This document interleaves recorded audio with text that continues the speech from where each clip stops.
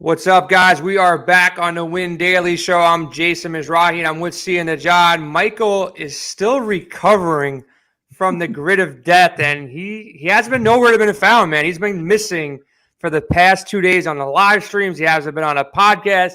I've been editing everything on WinDailySports.com. Have you heard from Michael these last couple of days, Sia? I'm starting to think he's so mad at us for making him do that grit of death punishment, which, by the way, for those that don't know, he watched all 9 Fast and Furious movies in a row for 18 hours on Sunday. And it was apparently it got him mad enough. He's missing in action. Jason, I don't know what's going on here. Listen, he's not returning my calls. Maybe he got hired somewhere else. Like they saw the discipline he had to sit down there and pay his dues that, maybe the Dan Le Batard show picked him up. I don't know anymore.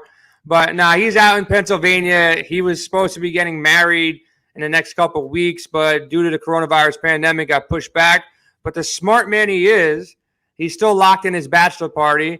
I don't know, man. If my wedding got pushed back, I might try to squeeze in like a second bachelor party, like a little bit later, just in case. Like maybe someone couldn't make it because of the pandemic. Maybe roll out a second bachelor party, a Win Daily bachelor party in Vegas. So if he plays his cards right, he could find a way to kind of get 2 bachelor parties out of this. So, Michael, if you're in the woods somewhere in Pennsylvania, I'm sure you're having a couple of beers. So have a shot on us, and we'll try to hold it down. I'm not going to pretend to be. I know you guys have a special rapport, you and Sia, so I'm going to try to do my best. I'm going to let Sia do his thing, let him drive the show. I'm going to sit back and, talk some golf. We'll talk some NBA. We'll talk the state of the NFL. A lot of things are going on, so it's going to be an interesting weekend. I'm not going to jinx myself, but I'm going to take down his Millie this weekend. I got some good lines in. I'm feeling good. I usually go in good on Thursday. Friday, start sweating. Saturday and Sunday, I'm not even going to look at my phone, man. If I got this team that I'm looking at right now through the cut line on Friday, I'm going to hibernate. I might skip the serious show because I don't want you asking me about it. On Saturday and Sunday, we were doing our serious show. So everybody, if you don't hear from me in the next 2 days, I'm sweating PGA. Don't hit me up on Twitter. Don't text me. Don't tell me my lineup is in the top 100 or the top 50 or the top 10. I want nobody to know. So just keep it hush-hush. Hopefully we're there at the end. But how is your lineup doing right now?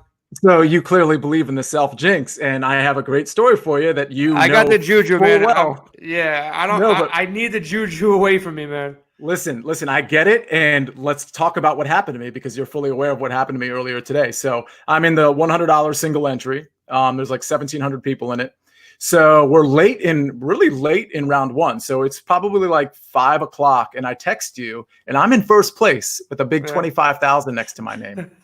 And no joke, the moment I texted you that, Sergio Garcia, who's obviously in my lineup, bogeys a hole. A bunch of mine too, so I felt the pain. So hold on. He bogeys a hole, and I'm like, okay, no big deal. It's a hard course. So, Sergio's been riding real well. So he goes from -2 to -1.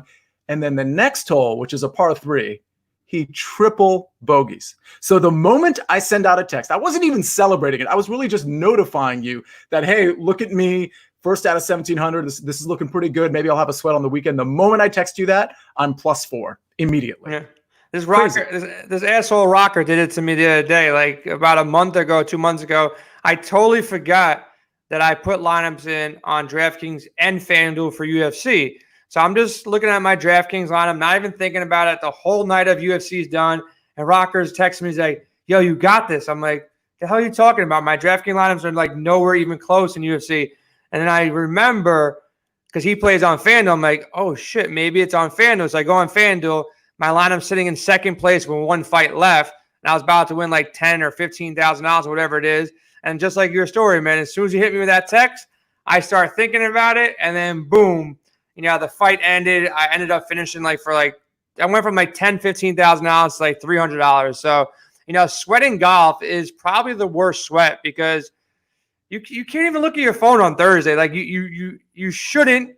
You do it, but you really shouldn't because it's so far away. It's like you're up 5 at halftime. That means nothing. In an NBA game or an NFL game, or you got a 1-0 lead in the 4th inning of a baseball game. That shit ain't gonna hold. You got to score more runs. It's a lot more time to go on. So look, I hope it holds it down for you. I hope you make a little comeback. I have some Garcia shares too. So we'll see what happens. It's going to be a long weekend, but, we got a lot to talk about, man. We're just going to have some fun. Let everybody know, listen, baseball is coming back. Basketball is coming back. we're not trying to, when I woke up yesterday, or was it yesterday? Yeah, I woke up to a bunch of wins on Discord. A lot of people winning money. And then my favorite text message that came in for probably like a couple of weeks, man. I don't know if you saw it. I posted on Twitter. It wasn't a screenshot. It was technically a screenshot of Jim Thompson texting me saying how happy he was when other people win money.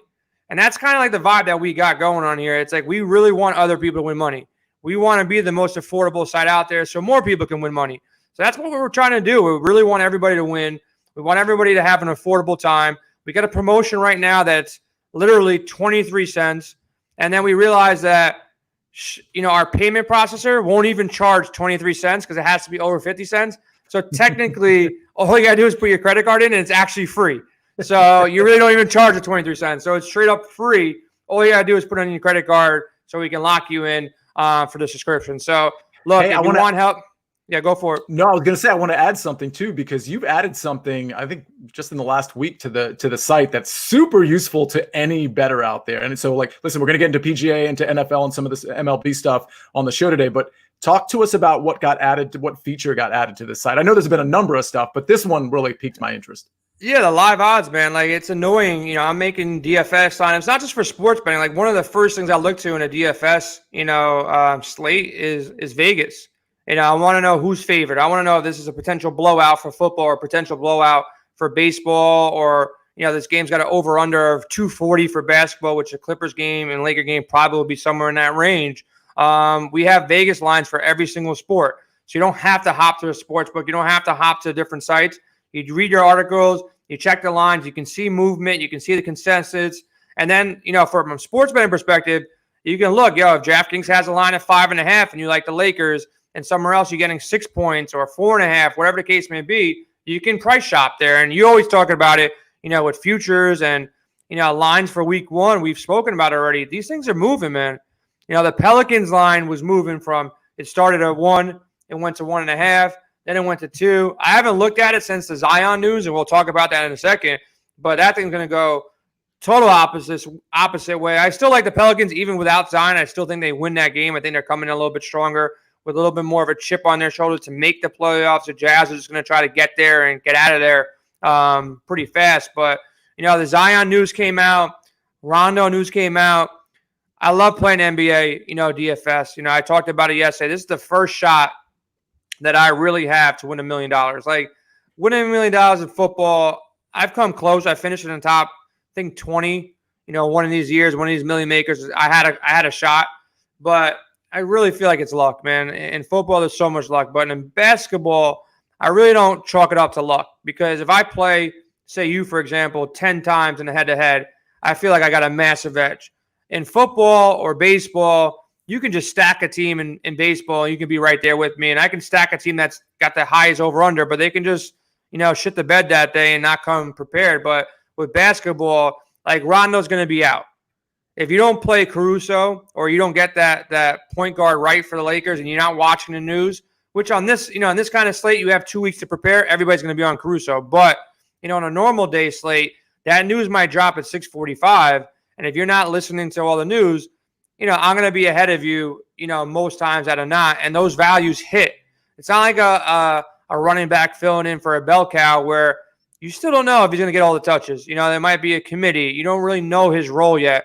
When a backup point guard is now a starting point guard and he's guaranteed 30 minutes, like Caruso, even if he's not starting, he might be 25, 30 at minimum salary. There's no way in hell this guy doesn't hit value. It really doesn't happen. So NBA, I'm really excited about these million makers. I've always said it before, like, why do it for NFL and not do it for MLB and NBA? So now they have a real shot of doing it. So I feel like somebody from our team, we have projection models out. We've been doing this for a long time. NBA is a real shot that one of our guys can do it. So I'm super excited about that, man. That's awesome, man. No, I love the live odds thing because I think it's so helpful. And for us, like, Win Daily Sports to me was already like kind of a one-stop shop, but it really wasn't until we got those live odds on there. I mean, I navigated them. It's just so user-friendly. So super excited about that because that's really where I'm going to go for everything at this point, not just for content, but just for like seeing the lines and stuff like that. So real quick, let's talk about PGA because I've got some sweats too beyond that. So just so you know, I dropped to 13th out of 1,700. So I'm still like you're right there. Man. Where's Garcia at? Or now I didn't even check him. Where did he fall back to as far as is he? Good question. He went from -2 to +2, and then he battled back and he got to even. So he got a couple birdies after that. He's straight. Yeah. So I actually got a lot of Sergio. I liked him this week. I think I made 23 lineups. I think I have like at least 4 or 5 shares of Sergio. So I'm backing you up on that one, man. And by the way, Sergio was a guy we talked about a lot in Discord. I believe he was on my article. Like we hit pretty well on the article that I put out. And I know Isaiah, Steven and Patrick, I think had Tony Finau, who's leading the field. So we had a lot of nice picks. I was big on Cantley and Rahm, Berger, Woodland, Answer, who's doing okay. So far, I think the subscribers are in pretty good shape. But honestly, to me, this stuff doesn't really start till Saturday morning because we got to see who makes the cut. And this is one of those courses that's so unforgiving.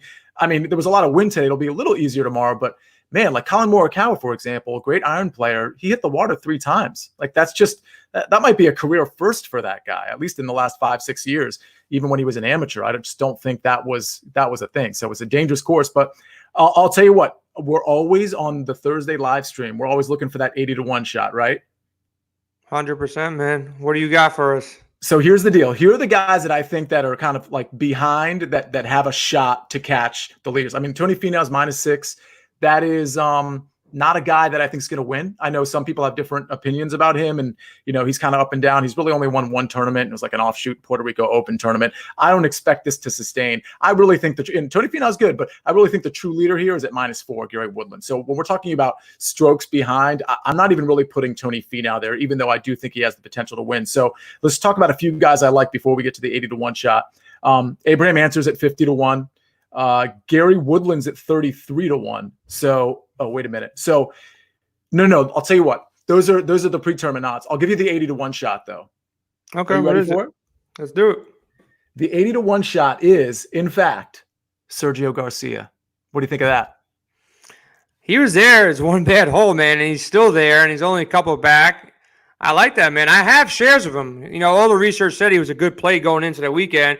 He had 1 bad hole or 2 bad holes because you had to text me. You had to show your lineup up, and it was just Sergio, and we both have shares of him. So, look, I like that, man. The guy's been playing well. He's not a lock for the cut, but, he's probably on the better side of things for the cut at this point. He's been playing good golf. So, listen, I'm not gonna break something that, has been winning every single week. You've been calling these things out, so look, you're not going to do another show with me if it doesn't hit this weekend because you hit the last 2 weekends. So we got to keep it going, man. I like Sergio. You got anything else out there? Anybody else that you think? Yeah, 40-1, 50-1.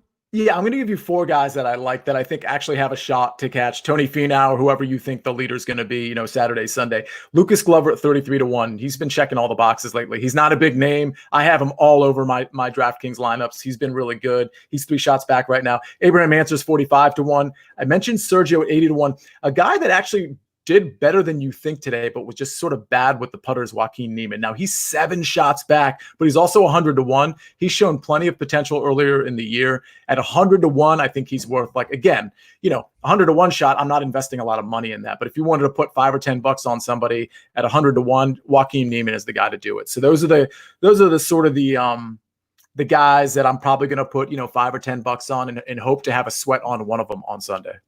Let me just ask you a side note. Who do you want to win? For your lineup, who do you think would be the best suited for you to have this takedown? Since I've seen your lineup before, who is the guy that you need to win, you think, to take it down for you to take it down? So on the top end, and I have a lot of Cantley and a lot of Rahm. So I don't necessarily want them to take it down. I'd like a lower guy to take it down. But, I'd probably say Sergio is probably the best guy because Answer and Woodland, who I also have a lot of, and Berger, they're a little bit more chalky than Sergio. So if Sergio were to somehow come back and win it, and if those other guys I mentioned were to stay near the top, I'd win that the tournament we're talking about, that single entry 1,700 deep. I'd probably win that one with that. So I'm kind of rooting for Sergio more than anybody, I think. So let me ask you a question. You've been doing a little bit more golf than me. You're our director of golf and stuff like that. Have you been playing the showdowns? Because I do the showdowns, and I'll be honest, man, I'm so gassed by the time of grinding golf, putting out all this content, dealing with my 1-year-old daughter, running the business, everything like that. These showdowns, I usually make them in bed. Like, I'm like, all right, I know what this guy's doing. I did my research the night before. What's your strategy? How does it differentiate? Because each showdown is priced differently. The structure is different too. How do you approach the Friday showdown or the Saturday, Sunday showdown from a strategy standpoint? Don't say, look, I like this guy today. But from a strategy standpoint, how do you make these different lineups as the weekend progresses?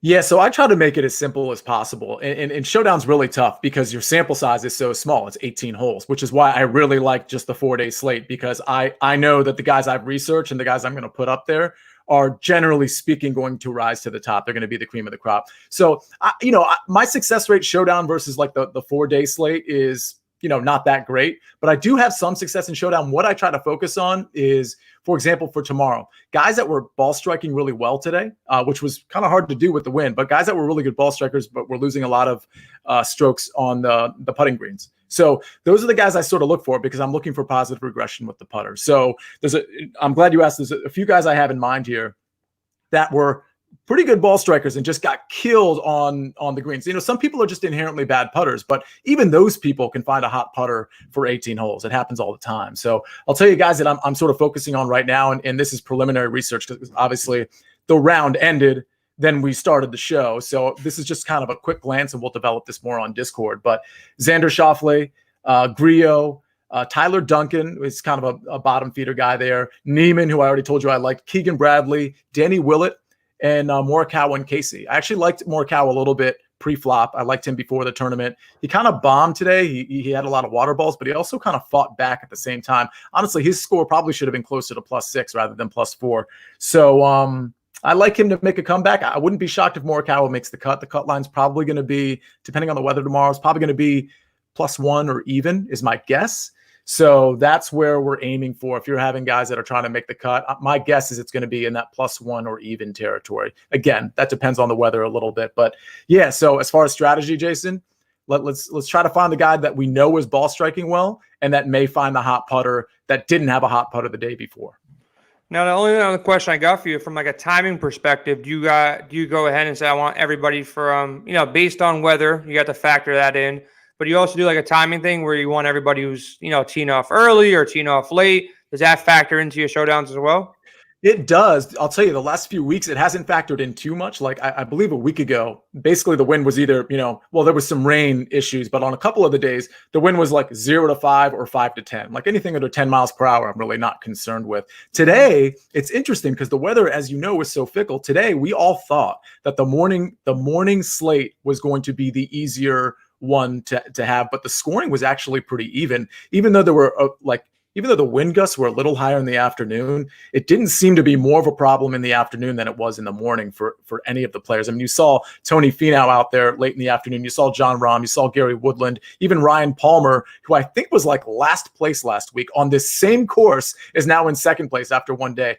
The point being, you got to be real careful when you stack a slate for a couple reasons. One is because if everybody knows the weather, if it's like common knowledge that you're going to have like severe wind gusts in the afternoon, then everybody's going to be on that AM slate anyway. So you got to be careful there because you do want to be a little bit different, especially in showdown. But typically, I don't pay too much attention to the weather unless it's definite, unless I absolutely know I'm getting 20-mile-per-hour winds in the afternoon and no wind or very light wind in the morning. That's typically what. And honestly, for tomorrow, today was wrong in terms of the weather report. So as far as tomorrow is concerned, I'm not going to be stacking for tomorrow. Yeah, I think the one thing that I've kind of heard other people have done, and like I said, I haven't focused too much attention on showdowns, but stacking tee times, like stacking, 3 or 4 guys. So you don't really have to guess on weather. You can factor in weather, but also factor in, okay, I'm gonna pair these guys in the 10 o'clock tee time, and then I'll pair some guys late. So the weather hits one side or the other, at least you're hedging weather on both sides. Obviously, you still want to get golfers that you like going in, but it's a way to kind of look at things and do things differently. But I hope you do well to finish out your slate. Let's we have to do 2 more shows with each other. We have to do a show on Saturday. We have to do a show on Sunday. Let's have a truce, man. If you see my lineup up top of the millie, don't be texting me, telling me anything's going on. And same thing with you, man. If you got that lineup and it pushes back down to first place, I'm not in that tournament. Surprise me on Sunday. They go, Jay, I won $25K. Let's go celebrate when COVID is over in Vegas sometime. and then we'll figure things out. But like talking about Vegas, anytime I think about the word Vegas, I know you head out there a lot. I head out there a lot too. Are you planning to do your draft out there this year, or things have changed? When are you doing your draft? You sent me some creepy ass message the other day. I don't even know what the hell that is, but you guys are good friends, man. You guys definitely have a draft. It seems like you have a good, league going on, funny league. Every time you tell me about it, I kind of get jealous that I'm not in there. So maybe I find a way in when one of your guys drops out one year. But what are you planning on doing for your draft? Are you keeping all the rules the same? Is it going to happen soon? Are you waiting close to the season due to all this COVID bullshit that we're dealing with? What's the situation looking like? So the Vegas league where we draft in Vegas, that's one of like basically 5 big leagues I'm in. That Vegas league, we're not going to Vegas this year. As of last week, it was still pending. But when we heard that in Vegas, some of the bars had to reclose because they're not on lockdown, but they're starting to kind of have more strict measures. I mean, at that point, it just became kind of silly to even consider flying out there in that kind of thing. So we're finally going to take a year off. We've been doing this, I think, 10, 11 years where either all of us or most of us have actually been out in Vegas for the draft. We do it Wednesday night, and then we watch that Thursday night game together, and then we stay through the weekend. As far as what you're talking about with the voice message I sent you, that was our friend Nikki. I shouldn't say our friend. She's actually in the league. She's a very good fantasy football player, and she has a voice that I don't know how to say this appropriately, but it's a really cool sounding female voice. Let's just put it that way. So when we did our draft lottery, this is a different league. We did our draft lottery, and how we did it was basically like if you had the top pick, so to speak, you could pick where you wanted to draft. It's a 10-team league. So we had Nikki announce where guys or girls were going to be picking. And so she would basically do a little audio recording and send it out to the league. And that's how we would be informed what pick we would be taking. Just for your information, I was one of the first picks. I picked the 7 spot. I had like the 4 spot available to me. Who are you trying to target? Who are you trying to target at 7? Is that Derrick Henry or too early for Henry for you? Or well, listen. So that's a nice segue because we're going to talk about Derrick Henry a little bit. But yeah, Derrick Henry. I know that's really high, but I know you've been on him. You've kind of convinced me a little bit, and I really think once you get. So by the way, the reason I picked 7, it wasn't necessarily because of who was going to be there at the 7th pick. It was because of who's going to be there on the turnaround at the 14th pick. And also, once you get past the top 3, I really think there's kind of a drop-off. Like once you get past Christian, Saquon, and then Zeke, I don't know that, especially because this particular league is not a PPR league. I think there's a drop-off once you get to Kamara and so on. So I'll take the 7th pick. I'll take a Nick Chubb, depending on what's going on. I'll take Derrick Henry. I might even take a Joe Mixon there, frankly, because I'm huge on Joe Mixon this year. And then on the rebound, I might, maybe I take Kenyon Drake. Maybe Nick Chubb is still there. So I've got 2 horses. And then in the 3rd and 4th round, we'll see what happens from a running back standpoint or receiver best available. Yeah, my approach is always going with those 2 running backs first, unless like some wide receiver falls deeper and deeper and deeper, like a Julio Jones might fall there. But listen, we got to stay positive. We got this knucklehead in chat right now who can count to 25 saying take Josh Allen. Do you want to talk some trash about these Bills? Because he had he had an honest, I would say, 2 months where the Bills were the champions of the AFC East. I thought they were going to win it. I still thought it was stupid that the Patriots were dogs there and stuff like that. But now with Cam Newton coming, man, he's better than Josh Allen, even off of injury. So, look, man, Jimmy boy, Jimbo, Jim, Mr. 25 cents. See ya. Get at him, man. Talk about these Bills Mafia. Tell me why the Bills are going to be so bad. And hopefully we can antagonize maybe Jim to hop in the room because he said he had too much work to do today. He had to get the projection models right for League of Legends, and he's got some UFC work to do. So maybe we can rile him up a little bit to want in on this discussion. Jim knows how I feel about Josh. And so I like it when Jim's not on because he's very intimidating to me. In fact, I think last episode you might have seen he came on with boxing gloves as he was talking about UFC. And I was literally like kind of shaking and he's like thousands of miles away. So no, Josh Allen is, who did I compare him to the other day? He's a great fantasy player. Absolutely. Yeah, great fantasy player. I think you'd compare him to like a college quarterback. Someone who dominated in college and then, can't really do much. That's the way I see him for the most part. What I said on the show last week is that he's Jalen Hurts. We just don't know it yet. I'm telling you, it's the same. And I don't even know if I don't know who that's a knock on necessarily, but I actually think Josh Allen is Jalen Hurts, and I think Jalen Hurts is Josh Allen. Just like I think Matt Ryan is Kirk Cousins. I think they're the same guy. We just kind of think differently because of the systems that they've been in. I think give Matt Ryan a little bit of a bump over Kirk, but I like Kirk too, man. I get the point. Haven't really came up that clutch. Always had some good talent around him, but I think Matt Ryan's a little bit more consistent, but not much. I get the analogy, though. I mean, listen. So when Kirk Cousins was on the Redskins or the Washington team, I don't know how to say it anymore, but when he was on the Redskins with Kyle Shanahan, RG3 was playing. So boom, I got RG3 in. We're 25 minutes into the show. I continued the streak. Zach, thanks for reminding me. I don't know if you know about that, Jason, but anyway, it's a little game Michael and I have. But the point is, when Kyle went to Atlanta, that was the year Matt Ryan blew up. And by the way, Matt Ryan has had better weapons than Kirk Cousins. So, I mean, I actually think it's a pretty fair comparison. I mean, if I had to pick one, I'd say maybe Matt Ryan's a little bit better than Kirk Cousins. But when it comes down to it, if I'm like tiering quarterbacks, I think they're in the same tier. Nah, I hear, man. So what else you want to talk about with the NFL, man? We got some contracts. We got Derrick Henry, Dak not taking enough money. He's going to be franchise tagged again. Any hot takes that came out of NFL right now? Are you worried? Like, there's been a lot of rumors, a lot of smart people saying, look, the NFL has been so confident about the league getting back on. By that time, we might be up in this COVID land where there's going to be too many people affected. NFL is not going to be able to put a stop to it. What's your hot take on the NFL right now? Are you getting ready for drafts, or are you kind of worried that the season's not going to go on? What's your take here?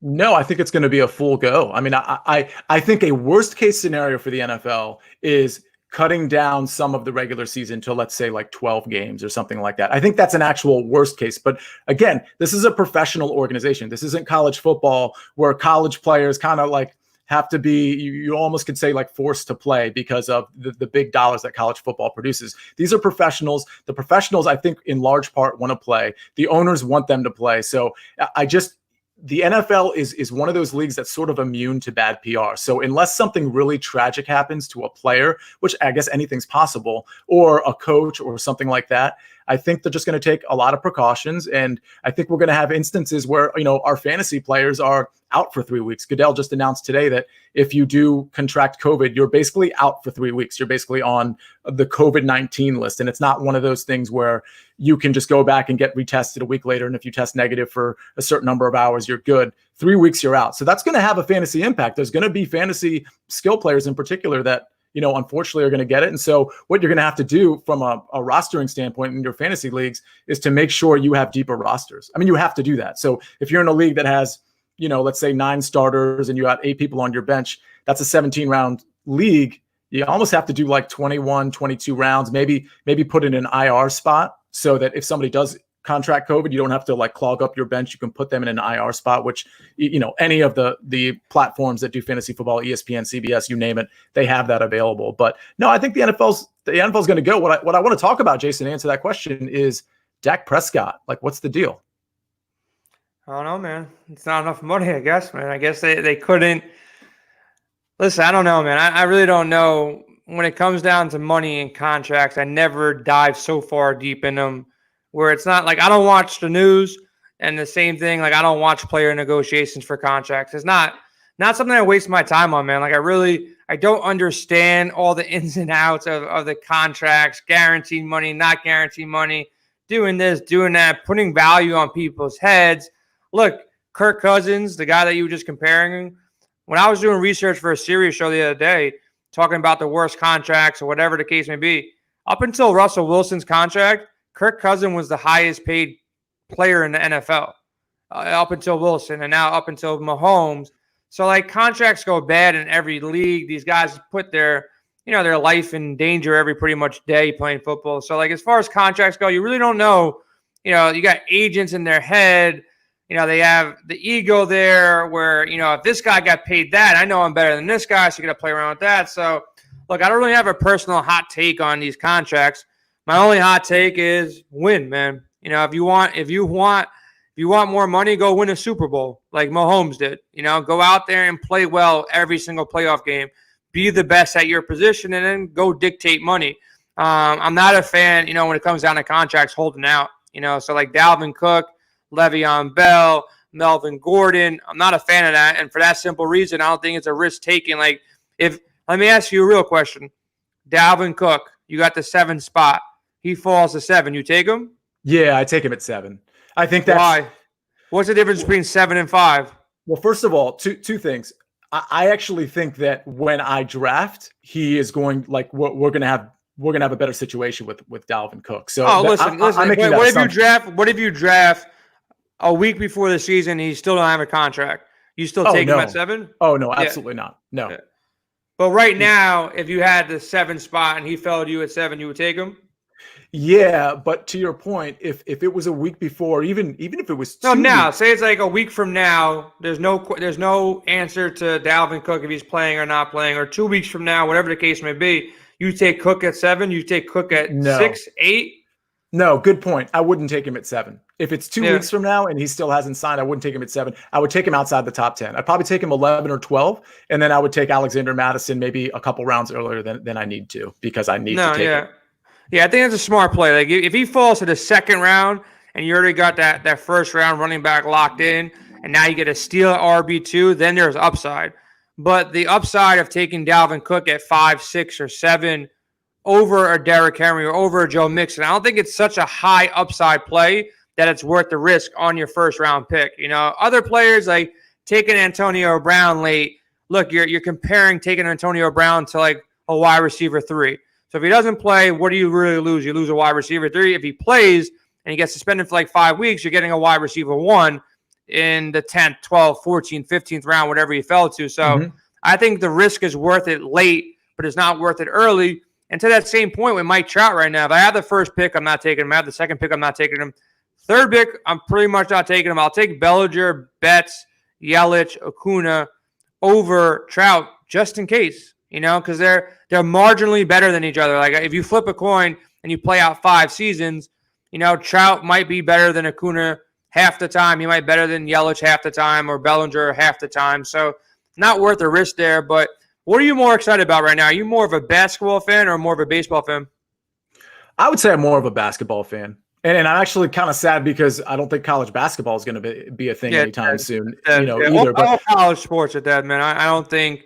Like they've announced that the smart schools, the Ivy League, already announced like online classes. It's done, and they were ahead of the curve early. They're ahead of the curve now.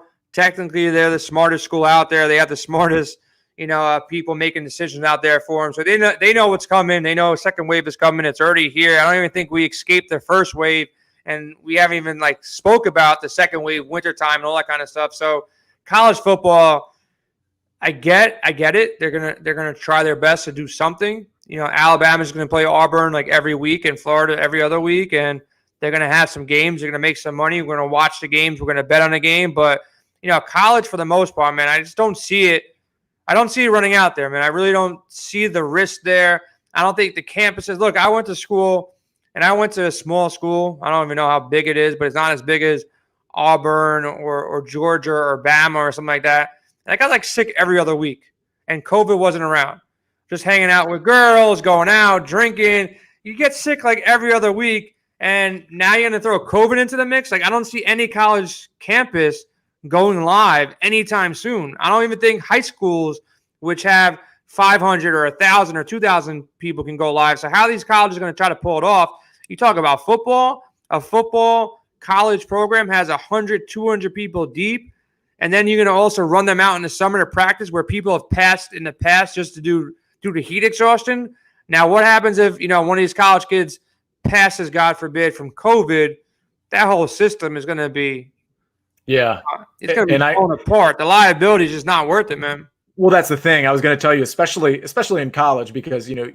You're not getting paid, yeah. No, but I was going to say, I'm a lawyer, and it's just one of those things where whoever's counseling, like the dean or the president, they're all saying, hey, listen, you are running you can have them sign waivers all you want. You can have their parents sign waivers all you want. But 2 things are going to happen. You're going to get sued anyway. And Yep. you might lose in spite of the waiver. And even if you don't lose, you're going to be spending millions of dollars defending the case, and it's going to be really bad PR for your university. There's so many things that And you're fired. waivers don't Anybody solve. there is going to get fired across the board because they're going to say you didn't do this right, you didn't do that right. So college is a no-go. We do have MLB, we have NBA coming back. So let's talk about more of the positive sides of things. As far as MLB, the guys on Sirius, they threw a little contest out there. I'm supposed to keep it private. I gave you my picks. Let's talk about it real quick, man. I don't know if you've done any research yet, if you looked at it yet, but I'm going to ask you some questions, man, and you kind of tell me what you think, I can tell you my picks. AL MVP, NL MVP. Have you taken a look at it yet? Do you have any ideas? I can tell you my guys. I kind of got a sleeper guy. Sometimes a little bit under the radar, I would say. I think targeting players off the Dodgers and the Yankees is smart. Trying to find some value is smart. And I think Gleyber Torres playing the infield position, playing shortstop, or maybe a combination of shortstop and second base. Torres for AL MVP, I think it's a smart play. You're getting some value there. And for NL MVP, I got Bellinger. I don't know if he's chalk, but, I think he almost had it, last year. He basically had a great year last year. So what's your take on NL MVP and American League MVP here? All right, so I'm actually I got to concede. I'm looking at this right now, and I am going to go Josh Donaldson at 20-1 for AL MVP. Tell me what you think about that. Listen, I like the Twins. That's why if you look ahead for Cy Young, I threw Berrios as my AL Cy Young because I think the Twins are going to win a lot of games, and he's going to be their ace in the hole there. So anybody on the Twins, the Dodgers, the Yankees, I think all make a lot of sense. So I can get behind that. And Donaldson could be that guy because he plays defense. He's going to be in the middle of that lineup. They're going to be blowing up pitchers. He's got protection all around. If he stays healthy, I like that play as well, man. Yeah, me, man. I'm everything Twins this year. I'm Twins to win the AL at 8-1. I'm Twins to win the World Series at 16-1. I believe in their pitching to some degree, but I really believe in their bats. So that's kind of why I threw Josh Donaldson. I'll give you the NL MVP real quick. This is kind of short odds, and I don't even really like it that much. It's kind of a homer pick. Juan Soto at 10-1. What do you think? Yeah, Soto can do it, man. Soto can definitely do it, man. He came into the league young and full of confidence. He has that swag. He's not going to back down to anybody. So he has the mentality to go out there and do his thing. So I'm not against Soto. I'm not against Bellinger. I wouldn't bet bets at plus 550. I think if you want to go out a little bit farther than that, you want guys that are going to be on playoff teams. I'm assuming Freddie Freeman's going to be okay by the time the season rolls around. So these Braves are favored in the NL East. They're supposed to have a great team. I don't know if their pitch is going to hold up, honestly. I know a lot of Braves fan who used to work for Win Daily, still work for Win Daily. So, Freddie Freeman makes some sense. But outside of that, maybe some long shots. I like the Reds as well. So maybe like a Suarez at plus 5,000 makes some sense too. And a guy that I'm looking for here, and DraftKings doesn't even have him up here. I'm really high on Castellanos, man. I really think this guy, he's my breakout player of the year. Like they don't have a section for breakout player or comeback player of the year, but I really like Castellanos, and I can only assume if he's not on the board on DraftKings, he's got to be 150-1, 100-1 because they have everybody else up here. So if you can find some Castellanos shares, I think he's going to have a great season. If he can hit in Detroit, only imagine when he does when he moves over to Cincinnati and he's in Great American Ballpark or Small Park, however you want to call it. So I like Castellanos there as well. Moving over to AL Cy Young, I like Berrios. NL Cy Young, I like Walker Buehler. You got any hot takes there on the Cy Young winners? No, because I'm infatuated with the home run leader, which I notice is not on your list here. You got to take on that. Home run leader? Yeah, that's Bellinger. up on DraftKings. Let me see the lines. here. You Bellinger Bellinger is probably there. Bellinger plus 1800, 18-1. I'd probably take that. I saw Stanton and Judge both hit home runs in a inter-squad game the other day. I would have to go with Bellinger, man. The guy's just a beast. I love his swing. He's got to have a monster lineup around him. I'm going to go with Bellinger there. And if you want an outside shot type of player. Let's see here. Who else can it be? While you're looking at that, I'll give you two of mine. So I'm gonna stay consistent here, and I'm gonna go Juan Soto at 35-1. But then I'm gonna go with Ronald Acuna Jr. I think at 22-1. I just think he's just a rising star. I mean, obviously he's a star, but I think he's gonna be an absolute superstar. So those are kind of shorter odds than I'd like, but I'm gonna take Acuna. Yeah, you got to look around here. I'm gonna stay with Bellinger, man. And the fact, one other like slight bump. I didn't do the math yet. I really didn't do the math. Maybe you know better than me, but since they're not really playing outside division as much as they would normally, how many extra games are these Western teams getting in Coors Field? Is it going to be like a big bump to them? That's a good question. I haven't done the math on that either.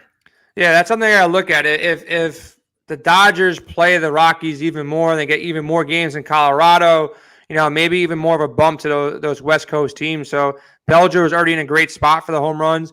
You give him a couple more games in Coors Field than anybody else, and I think that gives them a bump there too. So I like Bellinger across the board. And then, they asked me a couple other questions. AL Rookie of the Year, I got Luzardo, NL Carlson.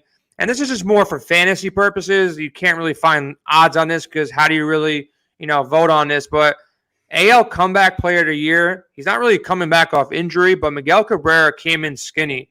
He came in like in the best shape of his recent life, maybe since he came up, on the Marlins at like age 17 and dominated and went to a World Series and won. Everybody's saying he's in great shape.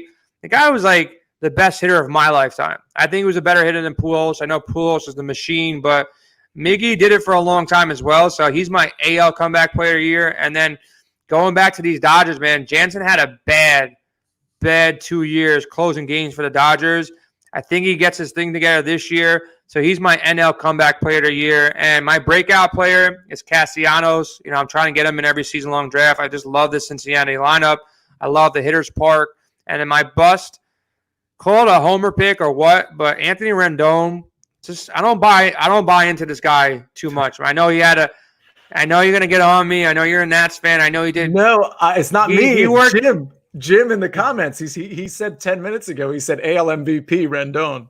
I'll take that bet, man. And that reminds me, man, I laid a bet because I think Jim put it in. Someone put it in for me. I sent somebody $100. I don't know if it was you or not, Jim, but my Tampa Bay Buccaneers to win a Super Bowl bet. Pretty sure I gave you $100. So when that cashes in, I'm gonna need that $1,500 back from you, brother. But AL MVP, man, I'll give you whatever odds you want. I'll double the odds. Let's see what it is right now, because now I'll double your odds, Jim. If you want to take it head-to-head against me, I will take Anthony Rendon does not win the AL MVP any day of the week that you want to do it, man. So hit me up. You got my cell phone number. He is plus 1,400. I'll give you plus 3,000. So if you want to lay a bet with me, man, I'll pay you out 30-1. You can take Rendon. I'll double the odds. I'll boost the odds plus a couple extra. He ain't gonna do it, man. Especially if Trout don't play. How can somebody win the MVP on the same team as Mike Trout, not named Mike Trout? How's that happen? How's that happen? It's not gonna happen. Like I can't see that happening. I don't think Mike Trout will let that happen. So, if I'm about to lose the bet, Trout is gonna definitely step up at the end of the year and they're gonna give it to him, man. But it's a decent play. I just don't think Rendon. I don't know, something about him. He just doesn't impress me. I know he had a great year last year. I know he's a stud, but I don't know. Something about him doesn't impress me too much. I'll take Arenado over Rendon any day. If I had to take my pick, bring a third baseman to the Mets, I'll take Arenado all day long. But, we left the best discussion for last. Basketball, $1 million. We have $1 million on the line, too, for baseball. Don't get me wrong. And we're going to be talking about that in live streams. We're going to be doing live streams every single day. Every single day. It's either going to be me and you, Michael, Jim, Nick. We have about 30, 40 different other guys on Win Daily Sports. So we're going to be doing DFS specific. These are just practice runs. These are just us shooting the shit, having a good time because we're bored. We're on quarantine or whatever you want to call it these days. I don't know if it's quarantine anymore. It feels like it's still. But, for the most part, we're going to start doing live streams where we're going to be actually talking about DFS plays. But we do have a slate that we can focus in and lock in on.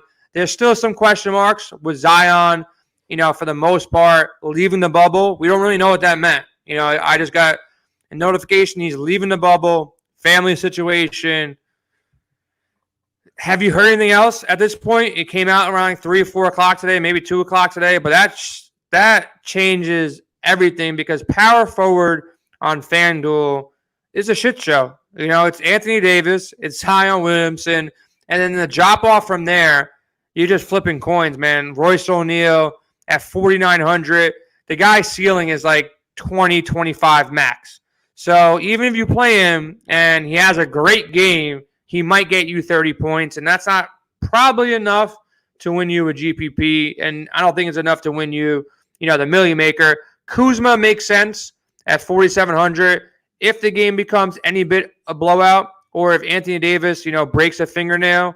Kuzma will come in and get those minutes, and he can light it up. So at 4,700, he does have the upside to go out there and drop 40 if he gets the minutes. We don't know what the situation is, but he has that upside. So I'd rather play him than Royce O'Neal, to be honest with you.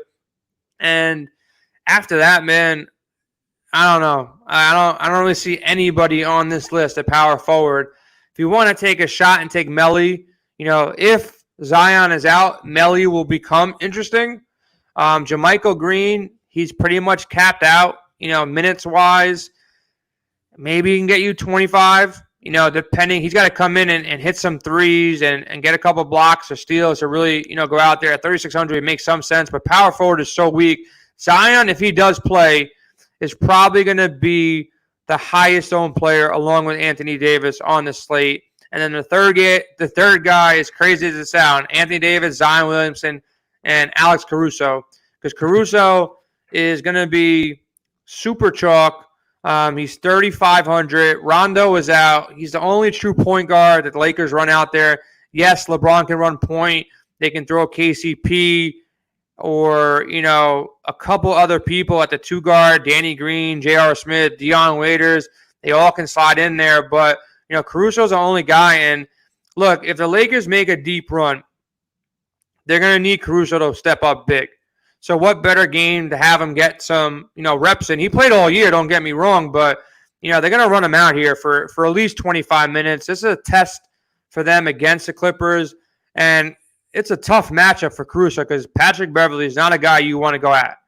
Caruso's that energy guy, and Beverley will probably, get in his face, annoy the living hell out of him, and it's a nightmare matchup for any other point guard. This guy Beverley plays with this, Westbrook plays with a super motor, and he's like one of the best point guards of our lifetime.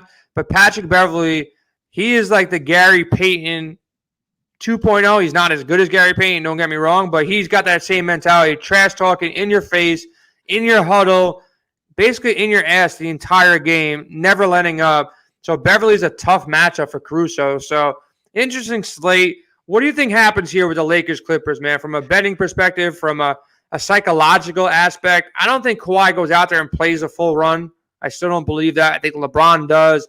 Anthony Davis can be out there most of the game, but if it becomes any bit of a blowout, why risk the most frail player in the NBA right now? So what's your take about this Clipper-Laker game?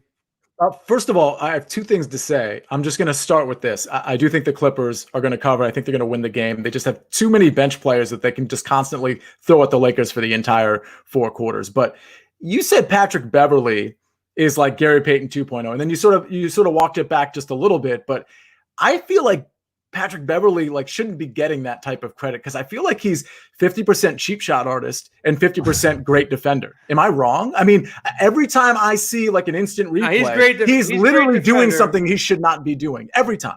If you get away with it, it's okay. I'm a firm believer. If you're not doing anything dirty, you're not punching someone in the nuts, something like that.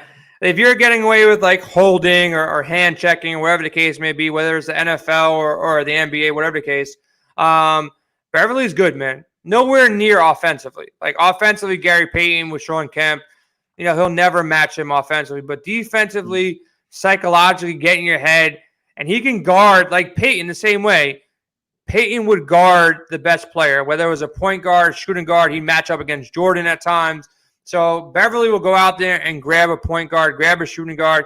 If you get stuck in the pick and roll, he'll box you out. He'll grab a rebound. He'll just make all the tough plays that you want that guy on your side, man. I think Caruso, he'll get up even more for Caruso. Rondo would have been a good matchup for me. Don't get me wrong. That would have been a great matchup to see. But I think he'll take it very, very, very personal if Caruso starts lighting him up. And I don't think he's going to allow that to happen. So I think it's going to be a tough matchup. But at 3,500 on FanDuel, I'm going to force myself to play some lineups without Caruso because he's going to be highly owned. And there are a lot of possibilities that he doesn't have a great game. But he's kind of like a point per minute guy because a point guard, if they roll him out there for, if you look at all his game logs, and I'm just looking at game logs for right now, but if he plays 18 minutes, gets 15 points, 20 minutes, 14 points, 15 minutes, 14 points, 17 minutes, 30 points, 8 minutes, 9 points. He's going to be a point per minute type of guy, especially in that fast-paced game against the Clippers. Alley-oops to LeBron and Anthony Davis. Hit a couple open shots when they're doubling LeBron or doubling Anthony Davis. This is a type of game that, a minimum salary starting point guard or a point guard that's going to finish the game, he might not start, but he should see 25 minutes. He's going to be highly owned.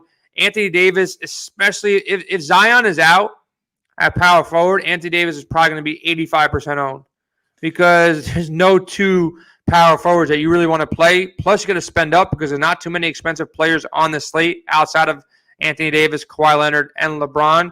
So ownership will be on Anthony Davis. Ownership will definitely be on LeBron, Kawhi.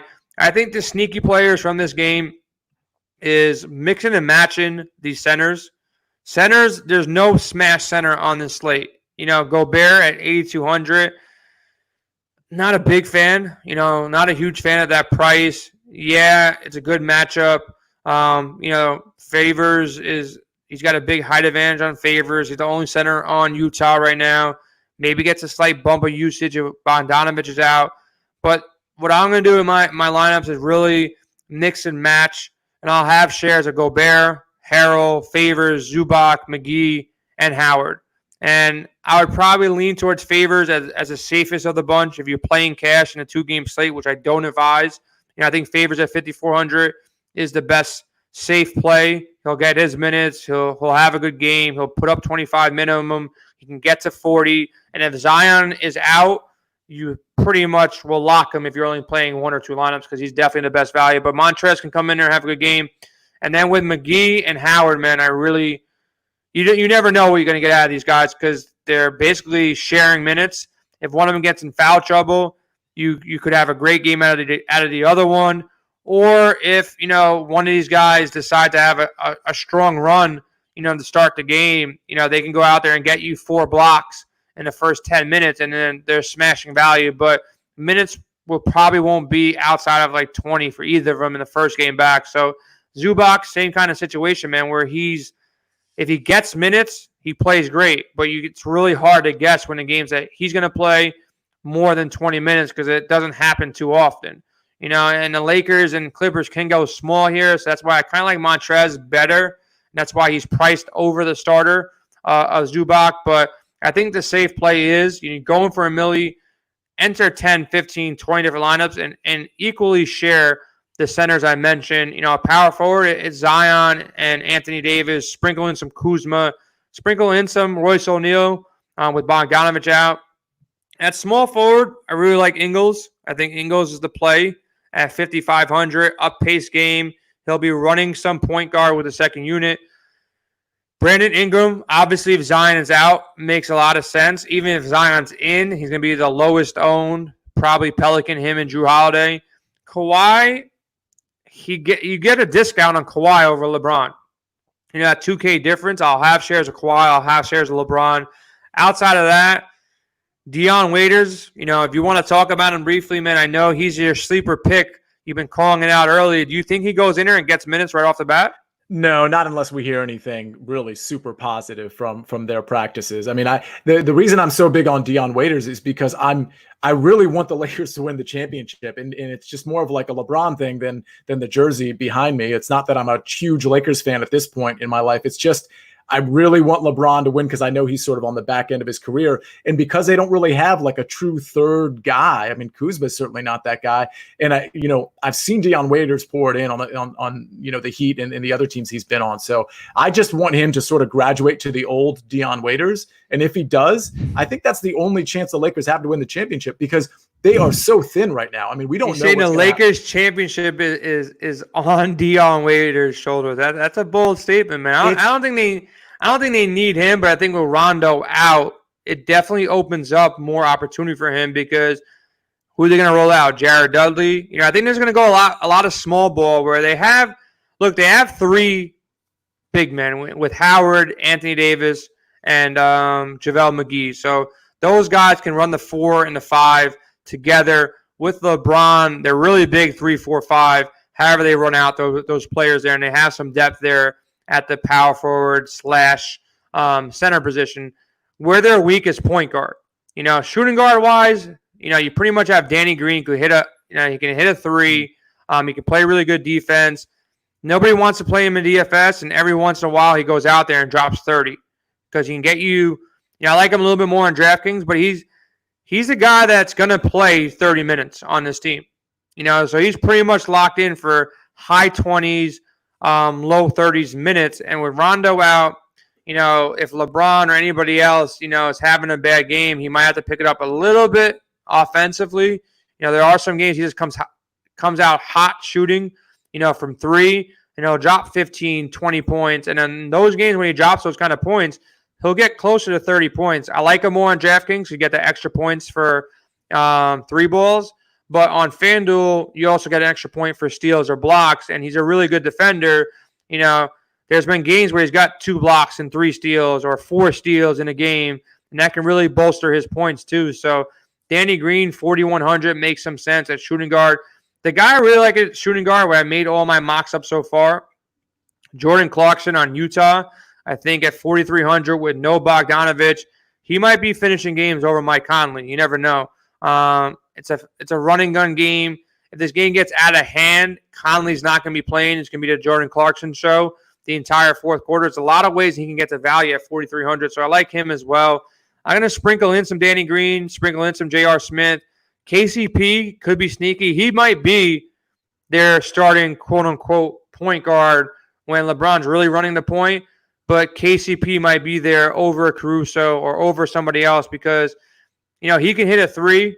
He can run and gun as well. So I think KCP is a guy they're going to have ownership for. Maybe 10, 15, 20% of my lineups will have some KCP in it as well because there's no Avery Bradley there. So you got KCP, Clarkson, Danny Green. Look, if we're not going to play this as if Zion's out, but if Zion's out, it might open some things up for Josh Hart as well. Ghost yesterday said he's high on Holiday just simply for the fact that he's going to be low owned on the slate. But 8,300, I'd rather have Donovan Mitchell cheaper. I'd rather have Paul George cheaper, getting that discount. I don't see a way I can't play Donovan Mitchell other than the fact that I'm going to have a lot of shares of him.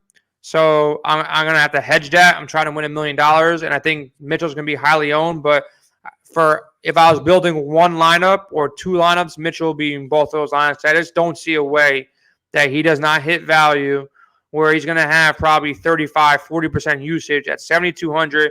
He's too cheap for this slate. He can easily get you 50 points against the Pelicans, and he's going to smash value there. So I really like Donovan Mitchell there. Any other guys you want to touch on from this NBA slate on FanDuel? Not from the first one, man. I think that wraps it up. I mean, we're going to develop it obviously as we approach that first. I mean, we got 2 games coming. How many days away are we, Jason? I don't know, man. What is this countdown? We had people counting down games. I think MLB starts first. NBA is July 30th. Today is the 16th. So technically 2 weeks from this time, I should be cashing in on $1 million. If it doesn't happen this weekend with golf, man, I'm going to max into this FanDuel one, potentially max into the DraftKings one. We have time to prepare for it. DraftKings has not announced their salaries yet. And then right behind that, or right before that, we have MLB as well. So we're not going to talk about MLB right now. There's too many players. There's too much to talk about. But we will have an MLB-only show coming up real soon because MLB starts I think that's Sunday night before. I don't know if I'm doing the math right, but they're starting the 24th. So they got $1 million out there for baseball as well. So it's going to be an interesting day. I think the first game for MLB is the 23rd. And then the $1 million, what is this, a 10-game slate is going to be, 11-game slate. So, yeah, we can't do this all on this show. But, me and Nick, or maybe Nick and Michael and you, whoever the case may be, we're going to start pushing out some MLB content and NBA content coming up. This weekend, we got a bunch of NASCAR content. Jim Thompson, a.k.a. Josh Allen, a.k.a. 25 Cents, is going to be putting up a UFC article. And Jimbo, thank you. Basically, I read your article last night. I missed the big tournament, whatever the case may be. But I just read your article. I picked the players in your article, and I threw in like $40, returned like $300. So thank you for that. I'm going to thank Ghost for helping me with LOL last night. I put in like $30-$40. I won like $50-$70. And then Austin, I just read his article. I didn't even talk to him. I didn't even look at anything. I just looked at his article. He basically gave you rankings. These are my rankings for 3-game or 2-game slate for soccer. Threw in like $20, won $40. Nothing to go crazy about, but it's profits, man. It's cash. It helps build your bankroll. So, look, these guys are here to help you, man. They help me. I consider myself a pro, but I read their articles. I make lineups, and I know other of our guys, they write articles. They read each other's articles. People are reading Matt's articles for NASCAR. They won a bunch of money. Ghost's articles for CSGO. Thompson's articles for UFC. All these articles are producing money for everybody, and our membership is for free. If you read articles and you need content out there, whether you're watching on YouTube or you're watching on Twitch or you're watching on Twitter right now, all of our articles are free. Everybody in this world has an email address. You put in your email address, you sign up, you pick a password, you can go read every article for free. Our projection models, our Discord chat, that you'll have to pay for. It'll be 23 cents for your first month, which technically we don't even charge you the 23 cents. It's really for free. You got to put your credit card in for that. Then you get into our Discord. You get our projection models. You get our cheat sheets. I built my golf lineups based on Sia's cheat sheets and Patrick's cheat sheets. And I'm in contention right now. I know it's, the odds are stacked against me, but I got a pretty solid lineup that's rotting out right now that I'm happy about right now. So, look, I take advantage of the free content. See, I know you do it too, man. What else can you tell our listeners right now before we head out here? Well, we can tell them that in 2 weeks from now, on Thursday, we're going to be watching your lineup winning $1 million as me and Michael are doing the Win Daily show. So that's what I'm really excited about, Jason. Yeah, we should do our live stream before MLB. And I think you and Michael should do a sweat show. They used to do it back in the day where they had a sweat show going. I don't know why they stopped it. I think maybe because it wasn't entertaining enough, but maybe you guys can bring it back, man. I like the sweat shows. And what we really should do, as it's getting towards like the 8th inning or 9th inning, we have to go find these guys on Twitter. We have to go find the guy who's actually sweating right now.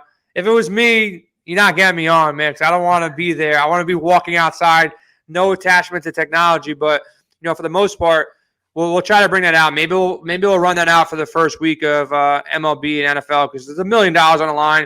We can watch that lineup. We can see what's going on. We can see how he's winning or how she's winning and really kind of break down the lineup creation because, when we first started this or when I first started this, that's how I learned, man. There was no Win Daily. There was no other DFS content sites out there. There was no live streams. It was just me and my web and, my research, on ESPN, checking shit out, reading box scores, following along. I don't know if you know this, bro, but imagine a day. I don't think you know this. Imagine a day you go on to FanDuel and there would be a chat on FanDuel. They took it away because it just got really crazy and people were just like cursing every day because they lost and people were like, badgering each other. But when FanDuel first was running, they had a chat similar to our chat in Discord right now that you can talk to each other. You try making friends. I made a couple friends off there. People who are still in the industry today.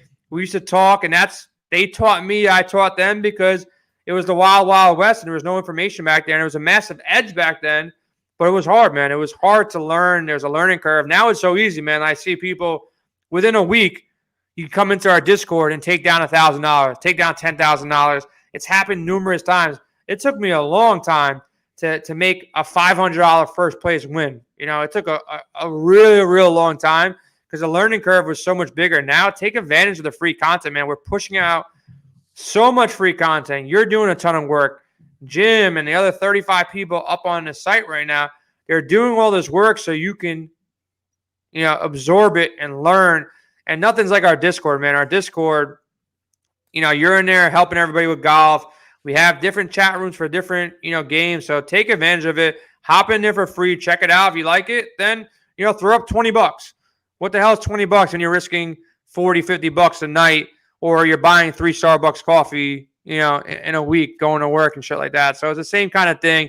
See, I appreciate your time, man. Good luck with Thanks for coming on Sergio. the show, man. Hopefully he makes the cut. Hopefully you don't text me all weekend. Hopefully we can reconvene Sunday night. You win your $25K. I win $1 million. And the day I want to go back to Vegas is I want to go to a Raider game. You know, that shit actually happens. And my birthday is right around the Pro Bowl, which is also going to be in Vegas. I've never been to a Pro Bowl before because it's not really a cool thing to go to. But if it's in Vegas, it's going to be cool. You know, I think it'll be a fun thing to go to. So maybe we do that, man. Maybe we go out there. I've been hyping it up as the trip that, you know, we do a Win Daily kind of getaway trip. So maybe it's Vegas for the Pro Bowl, you know, and we can lay some bets for the Super Bowl and have a good time, man. So I'm in. Let's go. I'm totally in. Trust me on that. I'm definitely into it, man. It's around my birthday. I can get my birthday pass, get away from the fan for a couple of days. So There you go. let's make it happen, man. Good luck on the rest of the weekend, and I'll see you on Saturday. Anybody wants to listen, Sirius XM, we have a show Saturdays and Sunday from 11 to 1. Me and Sia will be hosting that.